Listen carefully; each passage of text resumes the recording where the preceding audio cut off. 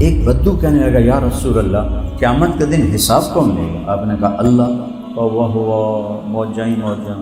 آپ نے کہا ما یحملک علی قولک بخن بخن، تو کیڑی گل تو آکھ رہے ہیں موجائیں موجاں؟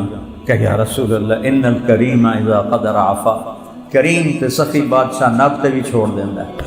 میرے نبی کا فرمان ہے دن میں 70 دفعہ توبہ کر کے توبہ توڑ کے پھر توبہ کر لے تو اللہ دوستی باقی رکھتا ہے۔ کوئی ناراض ہو جائے اس کو منانے جاؤ تو آگے بڑھ کے دروازہ کھولے گا، یا کہے گا ایسے کہو دفعہ ہو جائے میں نے ملنا ہی نہیں۔ اور میرا اللہ کہتا ہے من تقرب الی تلقیتہ من بعید، جو مجھے راضی کرنے کے لیے آتا ہے، گناہوں پہ پشیمان ہو کے آتا ہے میری بارگاہ میں آگے بڑھ کے اس کا استقبال کرتا ہوں۔ میرے نبی نے کیا کہا؟ رونا نہیں آتا تو شکل ہی رونے والی بنا لی۔ سبحان اللہ۔ ایک بدو کہنے لگا یا رسول اللہ قیامت کے دن حساب کون لے گا؟ آپ نے کہا اللہ واہ موجائیں موجاں بخن بخن، کیا جو میں ترجمہ کرتا ہوں موجائیں موجاں یا رسول اللہ۔ آپ نے کہا ما یحملک علی قولک بخن بخن، تو کیڑی گل تو آکھ رہے ہیں موجائیں موجاں؟ کہ یا رسول اللہ ان الکریم اذا قدر عفا، کریم تے سخی بادشاہ نب تے بھی چھوڑ دیندا ہے۔ کریم ذات ہے، نب تے بھی چھوڑ دے کی پتہ۔ تو معاملہ اللہ سے بہت آسان ہے۔ پچھلے پہ توبہ کے 2 بول اور آئندہ فرائض کو پورا کریں، حرام سے بچیں، پھر اس میں کوئی گڑبڑ ہو جائے پھر معافی مانگ لیں، پھر معاف کر لیں۔ میرے نبی کا فرمان ہے دن میں 70 دفعہ توبہ کر کے توبہ توڑ کے پھر توبہ کر لے تو اللہ دوستی باقی رکھتا ہے۔ ہم تو اولاد کو دھکے دے کے نکال دیں گے، تم نے توبہ کو تم نے مذاق بنایا اپنے باپ کو۔ اور میرا نبی کہہ رہا اللہ کی بارگاہ میں 70 کا مطلب ہوتا ہے بے شمار، یہ 10 70 نہیں ہوتا، 70 کا مطلب عربی میں ہوتا ہے بے شمار۔ اللہ جب جاؤ گے اللہ کہے گا جاؤ معاف، جتنی دفعہ جاؤ گے اللہ کہے گا جاؤ معاف۔ کوئی ناراض ہو جائے اس کو منانے جاؤ تو آگے بڑھ کے دروازہ کھولے گا، یا کہے گا ایسے کہو دفعہ ہو جائے میں نے ملنا ہی نہیں۔ اور میرا اللہ کہتا ہے من تقرب الی تلقیتہ من بعید، جو مجھے راضی کرنے کے لیے آتا ہے، گناہوں پہ پشیمان ہو کے آتا ہے میری بارگاہ میں آگے بڑھ کے اس کا استقبال کرتا ہوں، جو ہے ہی بے نیاز، انتم الفقراء واللہ الغنی، وہ کہتا میں آگے بڑھ کے استقبال کرتا ہوں۔ اللہ اکبر۔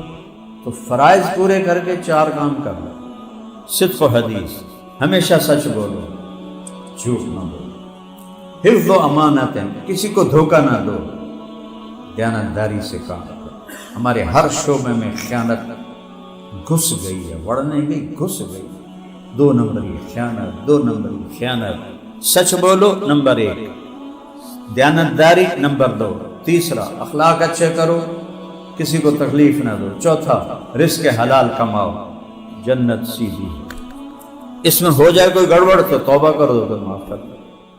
وہ نہیں سنا جس نے 99 قتل کیے، 99، سب سے بھاری سزا 2 آدمیوں کی ہے اہل ایمان میں، ایک قتل ناحق کرنے والا، ایک سود کھانے والا، دینے والا نہیں، کھانے والا، سود کھانے والا سب سے خوفناک سزا ہے، قتل ناحق سب سے خوفناک سزا ہے۔ اس 99 مار چھڑے، پھر اسے خیال ہے توبہ کرو۔ وہ کسی صوفی صاحب کو ٹوڑ گئے، صوفی صاحب میں 99 بندے مار بیٹھا، میری توبہ ہے۔ اس کا توبہ توبہ تیری توبہ کیوں ہو سکتی؟ اس کا 99 بھیڑا جا لگتا 100 تا کرن چا وہ بھی لا چھڑ جائے، 100 پورے کر دیں، پھر اس کو خیال ہے میں توبہ کروں۔ تو مفتی احمد علی صاحب جیسے مفتی کے پاس گیا کہ حضور میں 100 بندے مار چکا ہوں، میری توبہ ہے۔ تو توبہ کون روک سکتا ہے؟ بے وقوف، ہر وقت توبہ قبول ہے، لیکن توبہ کی ایک شرط ہے کہ پکی ہو۔ تو یہ جو تیری بستی ہے نا، یہ ساری ہے مجرموں کی، تو یہاں رہے گا تو پکا نہیں رہے گا، وہ اگلی بستی نیک لوگوں کی ہے، ادھر چلا جا، تیری توبہ پکی ہوگی، تیرا گناہ بھی معاف ہو جائے گا۔ اس نے کہا میں نے اللہ معاف کر دے، میں اپنا گھر چھوڑ دینا۔ اس نے اپنا چھوٹا موٹا بوریا بستر اٹھایا اور اس گاؤں کی طرف چل دیا۔ ابھی تھوڑا ہی دور گیا تھا تو اچانک موت کا جھٹکا لگا۔ اس نے دیکھا کہ کم نیڑے، تو اس نے سے چھلانگ لگائی، تو اس کے ہاتھ آگے ایسے تھے اور پاؤں پیچھے تھے۔ اس حال میں اس کی موت آئی۔ اللہ نے ہمیں سنانے دکھانے کے لیے اللہ نے کیا کہانی چلائی۔ اللہ نے دونوں فرشتے بھیج دیے، دوزخ کا بھی جنت کا بھی۔ تو دوزخ والے کہنے لگے ساڈا قیدی ہے، مجرم ہے، حالی اتنے پہنچے ہی نہیں نیکاں دے کول۔ تو جنت والے کہنے لگے یہ گھر چھوڑ چکا ہے اور ادھر جا رہا ہے، اس کی نیت ہے، لہٰذا اس کی نیت پہ فیصلہ ہے، یہ جنتی ہے۔ اب دونوں فرشتوں میں تکرار ہو رہی ہے۔ اللہ نے تیسرا فرشتہ بھیجا، جاؤ فیصلہ کرو۔ انہوں نے پوچھا جی کیا فیصلہ کرو؟ کون سے کہو زمین ناپو، اگر گھر کے قریب ہے تو دوزخ والے لے جائیں، اگر اس نیکوں کی بستی کے قریب ہے تو جنت والے لے جائیں۔ جب ناپنے لگے تو گھر کے قریب تھا، اس بستی سے دور تھا۔ اللہ نے گھر کی طرف کی زمین سے کہا پھیل جائے، اور ادھر کی زمین سے کہا سکڑ جائے۔ ہر شے تو اللہ دی تے اللہ دے قبضے سے۔ جب انہوں نے ناپا تو گھر سے دور ہو گیا، اس گاؤں کے قریب ہو گیا۔ اللہ نے کہا جنت میں ڈال، ہم دیکھ لیں گے۔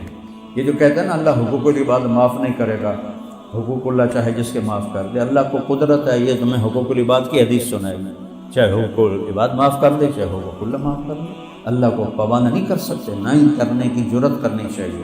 رحمتی وسعت کل شیء، جس کو چاہے معاف کر دے۔ اس سے بڑا واقعہ بخاری شریف، ساری حدیث کی بڑی کتابوں میں یہ واقعہ ہے۔ خطا ہو گئے یا اللہ معاف کر، پھر ہو گئے یا اللہ معاف کر، اللہ ہر دفعہ خوشی سے معاف کرے۔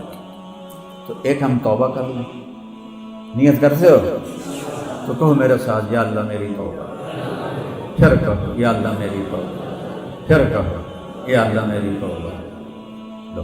اگر دل سے کہا ہے سب معاف، باقی تفصیل مفتیوں سے پوچھ لیں گے۔ تو جس نے توبہ پکی کر لی ہے مبارک ہو، سب معاف ہو صاف۔ پھر کوئی دھبا لگ جائے پھر کہنا یا اللہ معاف کر۔ میرے نبی نے کیا کہا؟ رونا نہیں آتا تو شکل ہی رونے والی بنا دی، سبحان اللہ۔ کئیوں کا دل ایسا ہوتا ہے کہ ان کو رونا آتا ہے نہیں، تو میرے نبی نے کہا رونے والی شکل بنا دی۔ جیسے کہ ان فقیروں سے سیکھو دعا کیسے مانگنا، یہ نہیں کہ کھڑے ہوتے مانگنے والے کیسے چہرہ بناتے ہیں، کیسے تعریفیں کرتے ہیں، کیسے ہاتھ پھیلاتے ہیں، خواہ مخواہ دل کرتا ہے کچھ دے دیں، حالانکہ پتہ ہے یہ کاروباری ہیں، شام کو 4-5 ہزار کما کے لے جائیں گے، پھر بھی اس کا چہرہ ایکشن تو اللہ کہتا اللہ کو ایسے دکھا دو تو اللہ کہتا چل جائے، دفع کرو معاف کرو۔ اور بھائیو نماز قضا ہو جائے تو سونے سے پہلے اس کی قضا پڑھ کے سو۔ سر پہ زیادہ چڑھ جائیں تو پھر مفتیوں سے پوچھو کہ کیا کرنا ہے۔ آج کوئی قضا ہے تو شام کو پڑھ لو، دوپہر کو پڑھ لو، رات کو پڑھ لو، اگلے دن پڑھ لو۔ روزے چھوٹ گئے ہیں کسی وجہ سے، بعد میں آہستہ آہستہ رکھ لو۔ اور بیمار ایسا ہے کہ رکھ ہی نہیں سکتا، پھر اس کو معاف ہو جاتا ہے۔ حج میں بیمار ہے، حج معاف ہو جاتا ہے، نماز معاف نہیں ہوتی۔ اگر معاف ہوتی تو حسین کو کربلا میں ہوتی، ان کا سر تو کٹے گا، نماز نہیں چھوٹے۔ اور دنیا سے جاتے ہوئے میرے نبی نے کہا الصلاۃ الصلاۃ الصلاۃ۔ تو سارے بھائی اس کی نیت کرو، نماز نہیں چھوڑنا، اور نماز کو مسجد میں باجماعت پڑھنا ہے، علماء سے رابطہ رکھنا ہے، اپنی زندگی کے مسائل ان سے پوچھ کے چلو تاکہ صحیح راستہ ملے۔ صحیح وہ میں ایک وہ اپنا ہی بیان نکل آیا، کوئی ہندو چلا رہا تھا تو وہ اس کی وجہ سے میں سننے لگا یہ ہندو تو میرے بیان سے تھا۔ تو اس میں نے بات کی کہ اپنے جھگڑے اپنی آپس میں بیٹھ کے طے کر لیا کرو، کسی بڑے کو ساتھ بٹھا کے، جیسے وہاں پٹھانوں میں جرگا ہوتا ہے، یہاں پنچایت ہوتی ہے، تو اس طرح کر دو، عدالتوں میں نہ جاؤ۔ تو وہ تبصرہ کرنے کا اے مولوی وکیلاں دی روزی تے لت مار رہے۔ کسی بھی ملک کی تباہی بھوک سے نہیں آتی، ظلم سے آتی۔ کوئی قوم اس لیے تباہ نہیں ہوئی کہ ان کے پاس روٹی ختم ہو گئی۔ جتنی قومیں تباہ ہوں، جتنے آج تباہ ہو گئے، ظلم کے پیچھے۔ عدل جب مٹ جاتا ہے، عدل ریڑھ کی ہڈی ہے، جب یہ مٹتا ہے تو پوری قوم مٹ جاتی ہے۔ اور میرا ملک تھوک کے لحاظ سے ظلم سے بھرا پڑا ہے۔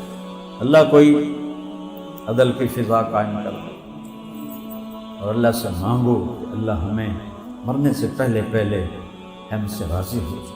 محمد علی جناح رحمۃ اللہ علیہ بہت تکلیف میں کام نہیں چھوڑتے تھے۔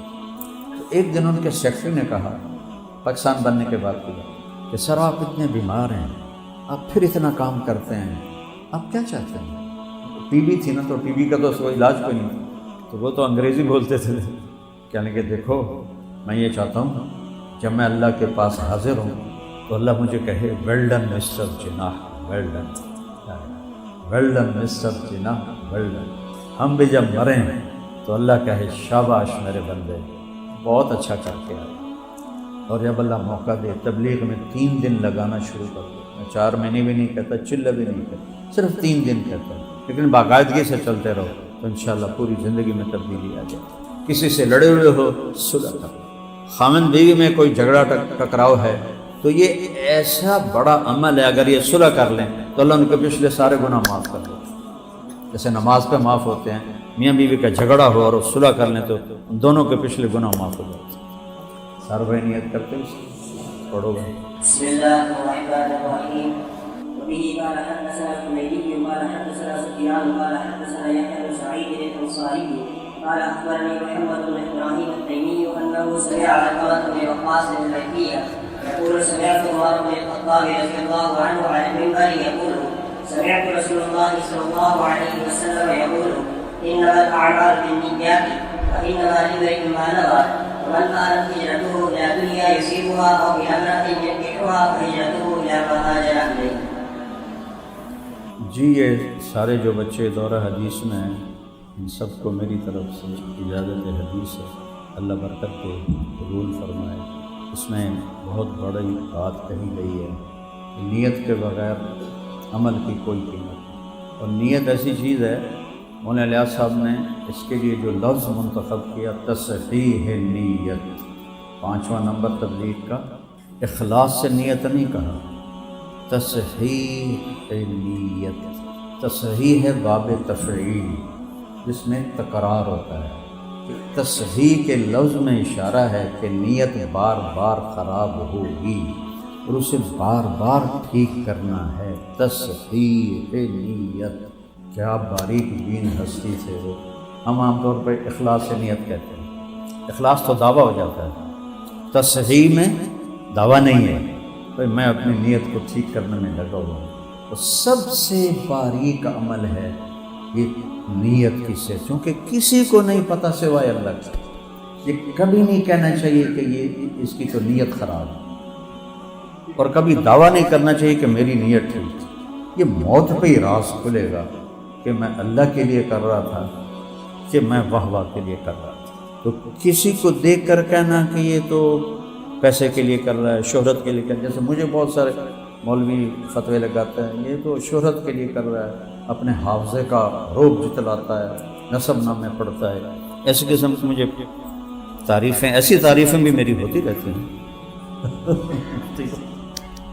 یہ امر میں چپ کر کے ایک طرف بیٹھے ہوئے تو، لیکن یہ ہو ہی نہیں سکتا کہ رطب و یابس اکٹھا نہ ہو، اچھے کہنے والے برا کہنے والے نہ ہوں۔ نبیوں کو نہیں چھوڑا لوگوں، ہمارے نبی کو کیا کہا؟ ساحر مجنون، اِنَّا لَتَارِكُ آلِهَتَنَا لِشَاعِرٍ مجنون، ایک شاعر، ایک مجنون، ساحر کذاب، جادوگر اور جھوٹا۔ تو کسی پر شک نہیں کرنا چاہیے اور اپنے اوپر کبھی دعویٰ نہیں کرنا چاہیے۔ یہ اتنا باریک عمل ہے کہ جو صرف موت پہ جا کے یہ راز کھلے گا کہ اللہ تیرے لیے۔ اس لیے میں تنہائی میں بہت روتا ہوں کہ آپ سب کے لیے میں قسم اٹھا سکتا ہوں کہ آپ اللہ کے لیے آئے بیٹھے، لیکن یہاں بیٹھنے والا قسم نہیں کھا سکتا کہ وہ اللہ کے لیے بات کر رہا ہے۔ پتہ نہیں اپنی واہ واہ کے لیے کر رہا ہے، یہ مولوی آدم کو خوش کرنے کے لیے کر رہا ہے، تو میں ان کی والدہ کی تعزیت کی جائے، اس لیے اس کا کچھ دعویٰ نہیں۔ یہاں آنے کے بعد کوئی دعویٰ نہیں۔ یوسف بن حسین ایک بہت بڑے محدث گزرے اور بہت بڑے خطیب گزرے، موت کا وقت آیا تو رونے لگے، یا اللہ ایک میرے پاس دیانت ہے، ایک میرے پاس خیانت ہے۔ دیانت تو یہ ہے جو میرے اور تیرے بندوں کے درمیان ہے کہ میں نے انہیں تیرا پیغام صحیح صحیح سنایا ہے، اس میں کوئی کھوٹ نہیں، اور ایک میری خیانت ہے جو میرے اور تیرے درمیان ہے کہ میں تیرے حق میں خیانت کرتا رہا ہوں، میری دیانت کے بدلے میری خیانت کو معاف کر دو۔ اور روتے ہوئے انتقال ہو گیا۔ خواب میں اپنے ایک ساتھی کو ملے، انہوں نے پوچھا کیا ہوا؟ کہ اللہ نے مجھے کھڑا کیا اور پوچھا یوسف موت کے وقت کیا کہا تھا تم نے؟ تو انہوں نے کہا یا اللہ میں نے یہ کہا تھا، ایک دیانت ہے کہ لوگوں کو تیرا پیغام صحیح پہنچائے، ایک خیانت ہے کہ تیرے ساتھ معاملہ ٹھیک نہیں رکھا۔ کہا یوسف تیرا یہ ایک بول مجھے اتنا پسند آیا کہ چل جنت میں چلا جا۔ نہ ان کی حدیث کا ذکر کیا، نہ ان کی تصوف کا ذکر کیا، نہ ان کے مواعظ کا، تو تیرا یہ بول مجھے پسند آیا۔ تو میں نے تجھے معاف کیا۔ تو یہ جڑ ہے، یہ نیت نوا سے ہے۔ نوا گٹھلی کو کہتے ہیں، گٹھلی کے بغیر درخت وجود میں نہیں آتا۔ یہ حنفیوں نے تھوڑی سی وہ نکالی شیخ پہ، بھائی چلو اجر نہیں ملتا پر عمل ہو جاتا ہے، لیکن میں امام شافعی کے ساتھ عمل بھی نہیں ہوتا، اجر بھی نہیں ہوتا۔ اب میں ذمہ دار ہوں، گٹھلی کے بغیر درخت اگا سکتا ہوں؟ آموں کے باغ ہیں تو پھول کر کے آم کا بوٹا کٹ سکنا، گٹھلی کے بغیر تو درخت نہیں ہوتا۔ نوا کا مادہ، نیت کا مادہ نوا سے ہے، نوا گٹھلی کو کہتے ہیں۔ تو یہ لفظ بتا رہا ہے کہ نیت کے بغیر وجود نہیں ہو سکتا۔ باقی اللہ کرے حناف کی بات صحیح ہو کہ کم از کم حاضری تو ہو جائے، لہذا میں ان کے ساتھ ہوں، عقلاً میں امام شافعی کے ساتھ، عقیدتاً ان کے ساتھ۔ تو اپنی نیت کو تصحیح ہر وقت ٹھیک کرنا، ہر وقت ٹھیک کرنا۔ ایک لمحے میں تو ہاتھوں سے نکل جاتا ہے، ایک لمحے میں، تو لہذا ہر وقت تصحیح تصحیح تصحیح تصحیح، یہاں تک کہ موت آئے اور ہم اپنی نیت ٹھیک کرتے کرتے اللہ کے پاس چلے جائیں۔